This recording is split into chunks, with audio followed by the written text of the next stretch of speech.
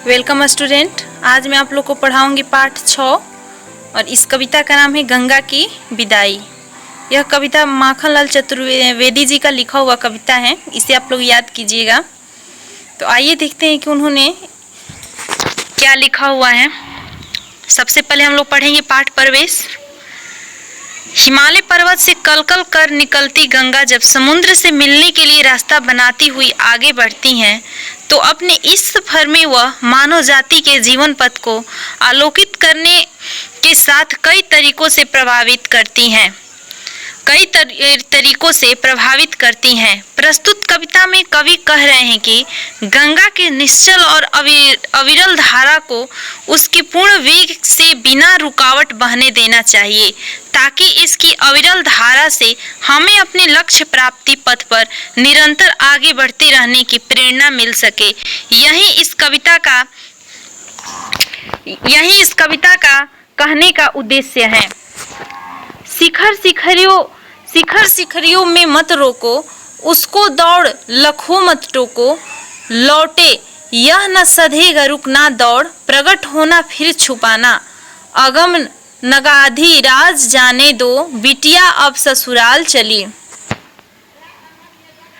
तुम ऊंचे उठते हो रह रह, यह नीचे को दौड़ जाती, तुम देवों से बतियाते, यह भू से मिलने की को अकुलाती, रजत मुकुट तुम धारण करते, इसकी धारा सब कुछ बहता, तुम हो मौन विराट क्षिप्र, इसका बाद रवानी कहता, तुमसे लिपट लाज से सिमटी, लज्जा बिनत निहाल चली, अगम नगाधी राज जाने दो, बिटिया अब ससुराल चली।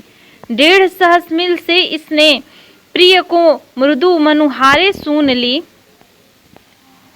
तर तारिणी तरला ने सागर के प्रणय पुकारे सुन ली, सदा से 2 बातें करती, साहस पर न्यौछावर होती, धारा धन्य की ललच उठी है, मैं पंथनी अपने घर होती, हरे हरे हरे अपने आंचल कर पट पर वैभव डाल चली, अगम नगाधी राज जाने दो, बिटिया अब ससुराल चली।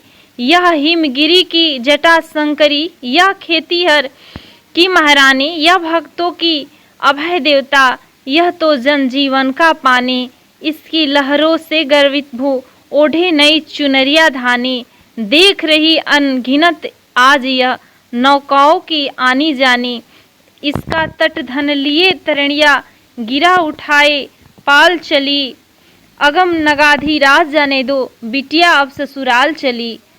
सिर से पद तक ऋषिगण प्यारे, लिए हुए छविमान हिमालय, मंत्र गुंजित करते हो, भारत को वरदान हिमालय, उच्च सुनो सागर की गुरता, कर दो कन्यादान हिमालय, पाल मार्ग से सब प्रदेश, यह तो अपने बंगाल चली, अगम नगाधी राज जाने दो, बिटिया अब ससुराल चली। धन्यवाद।